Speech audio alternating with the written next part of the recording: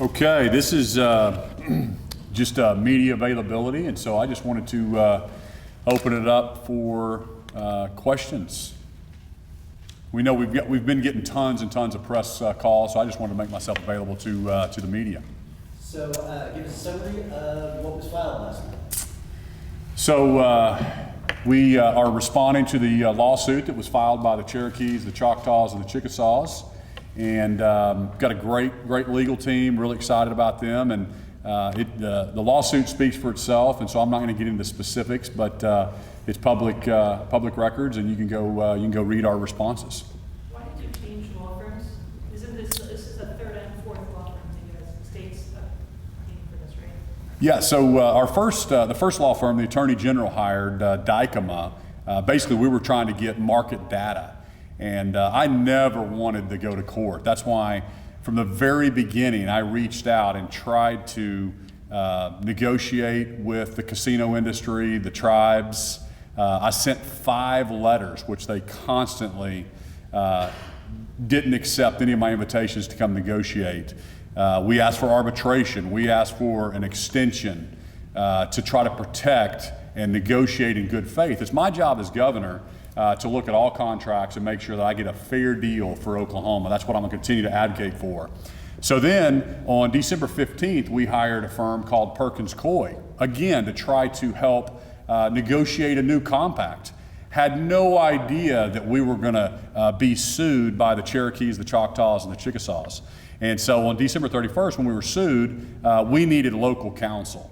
And so I wanted a local counsel here in Oklahoma. So the things changed, and after December 31st, we've asked for local counsel to file this response, and they will be representing us in federal court. I don't understand, why did you need local counsel if Perkins Cooley not able to litigate? That's exactly right. We want local counsel litigating this in federal court, and we think we've got a fantastic team, and we're letting Perkins Cooley, again, they were hired to really help us try to draft a fair compact that's market, that reflects the needs of the casino industry, but also reflects market rates. And again, the thing that I want Oklahomans to understand, it's my job as governor to negotiate fair deals. And to me, we don't live in a vacuum.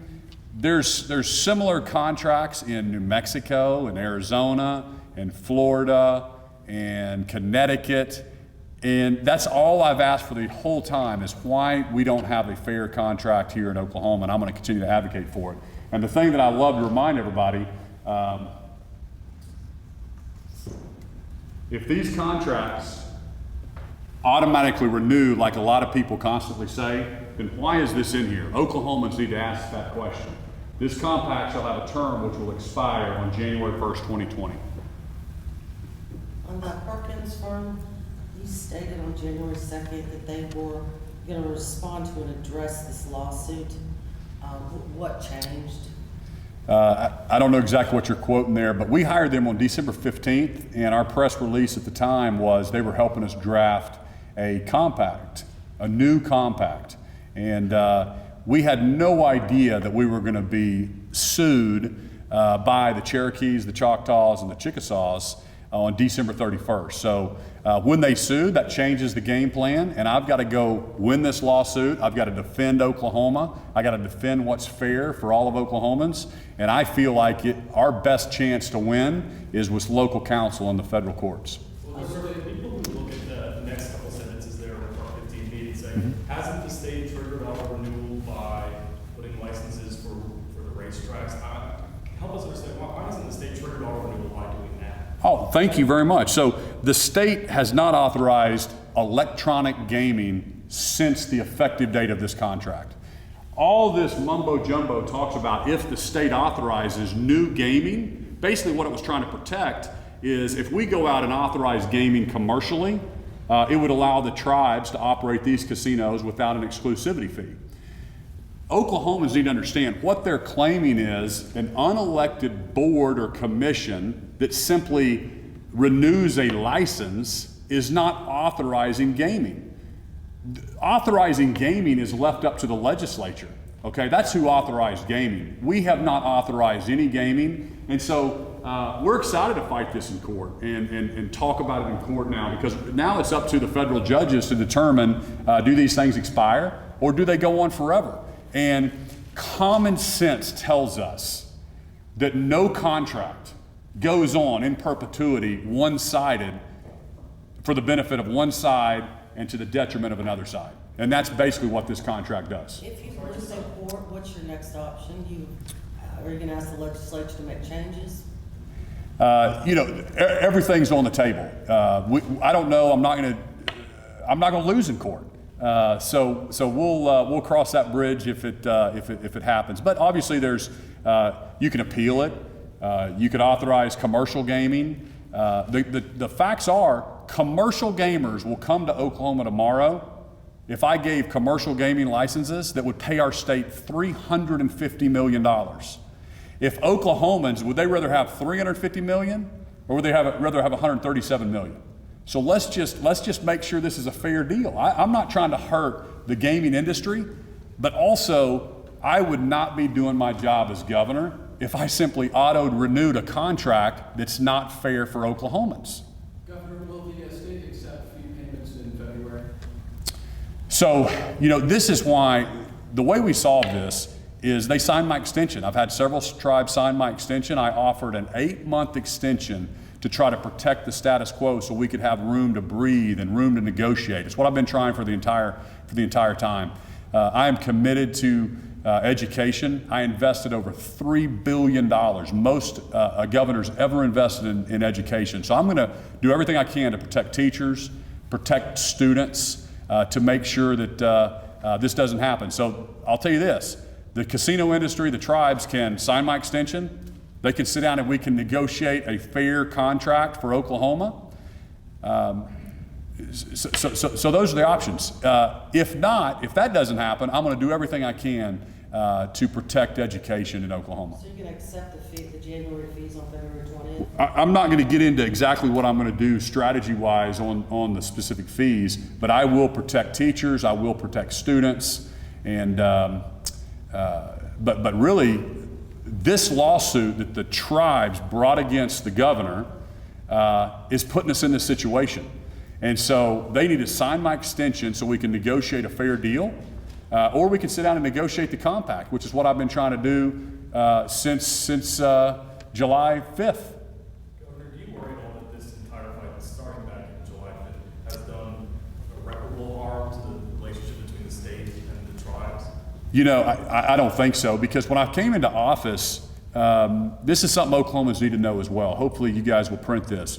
When I came into office, there were letters sent to the previous governor, Governor Fallon, 2016, 2017, that said, as you know, the current contract expires on January 1st, 2020. And furthermore, the current contract does not meet current needs of our gaming industry. Let's sit down and renegotiate. Okay, that was sent to Governor Fallon in 16 and 17. You go back to 2004, I think we've released these. These are on my website. There are tribes that sent to Governor Henry that said, Governor Henry, you are killing tribe-state relationships. We totally oppose your contract that you're trying to negotiate. So again, this is all about the casino industry wanting to get the best deal in the country, and they want to continue getting the best deal in the country and pay 4 to 6% when market is closer to 25%. So that's what this is all about. This is about them not wanting to pay more, right? Let's just call a spade a spade. But you don't have a concern about the relationship between the state and the tribes after this is all over for the long term? Hopefully I obviously want to have a great relationship. That's why I've traveled the state. I've met with tribal leaders. I've called them on the phone. I called them before we sent the letter that gave us authority to negotiate the contract 180 days before expiration. So I would hope not. I can get along with anybody, but I'm doing my job as governor of Oklahoma to continue to advocate for a fair deal for all 4 million Oklahomans. And so if they begrudge me for that, I think Oklahomans stand with me everywhere I go. Oklahomans tell me, thank you, Governor, for standing up for us and what's right. and for a fair deal for Oklahoma, and I'm going to continue to do that. With these two new contracts with these two new Oklahoma City firms, is there a contingency basis in there? Meaning, do they get paid based on how much in additional fees they may or may not recoup, or is it a flat fee? No, it's going to be just a regular, and we'll release those contracts to you. There is no contingency. It's going to be an hourly rate, and there is no contingency. You said a couple of times there's a lot wrong with these compacts. What besides rates and exclusivity do you hope to negotiate? Well, auditing. I think Oklahomans believe in auditing, and we've got to be able to come in and make sure that we verify the gaming revenue. And so far, certain tribes have told the Gaming Compliance Division, no, thank you. You're not allowed to come look at our books. I think if Oklahomans understand that, they're going to think, hey, what gives? We're signing a deal, and we should be able to get what we agreed to for 2019 and 18, and now we're talking about, for the next 15 years, but that's something. Also, so we're not in this situation again. I don't want to punt this issue so 15 years from now, the next governor is in this exact same situation. So we need a clause that talks about dispute language, dispute resolution. Every contract has that, right? So we're not in this situation again. So that's something else I'd like to see. And then there's opportunities for the casino industry to be up to market. If we do nothing, if that industry does nothing, other states around will continue to innovate with new technology, and they'll have, the market changes. So hopefully I can protect that industry as well and make sure that they can compete with others. You also indicated that you wanted to have kind of a adjust maybe in your editorial today, that you might want to adjust the rate levels where they would kick in for the tribes that are making a lot more money. Is that?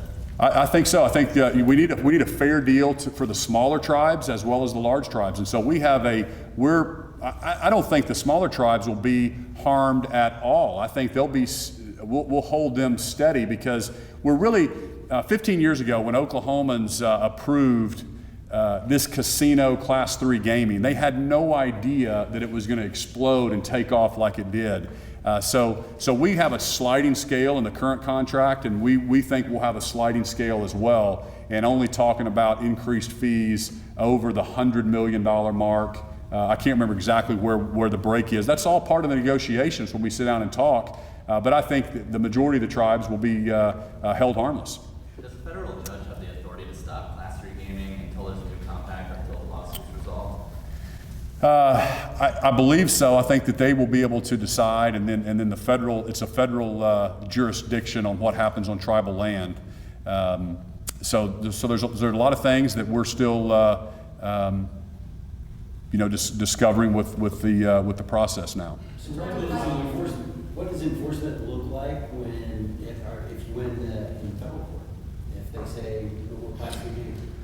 We'd have to talk to our U.S. attorney. The U.S. attorney then would report to the federal judge and have to implement federal policy. Yes, sir. This is the final question. The travel ban.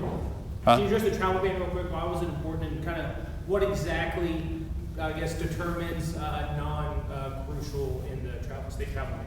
Yeah, so basically that all came about when the state of California banned travel to Oklahoma, my state. So if a state is going to ban travel here, I'm going to reciprocate that, and I'm not going to be spending our tax dollars going to conferences and spending money in their state as well. So it's that simple.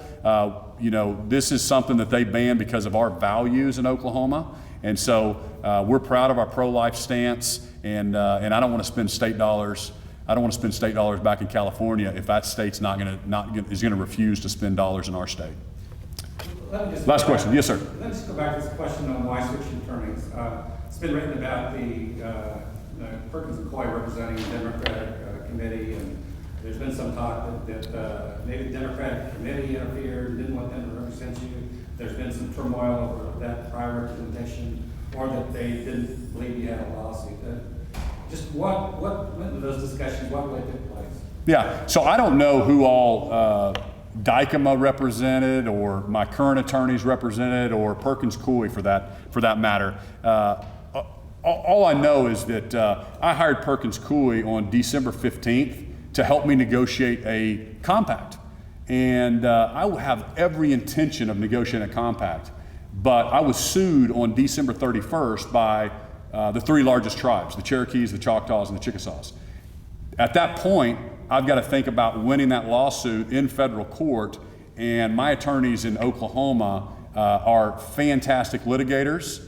They're fantastic attorneys, and they're going to win this lawsuit in federal court. And I am going to fight for a fair deal for all 4 million Oklahomans. This is a very simple, and I hope Oklahomans understand it, because when I get to sit down and explain it to folks, why do you expect to get a different deal than they get in every other state? When they expire on January 1st of 2020, I will continue to fight for Oklahomans and get a fair deal. Thank you guys so much.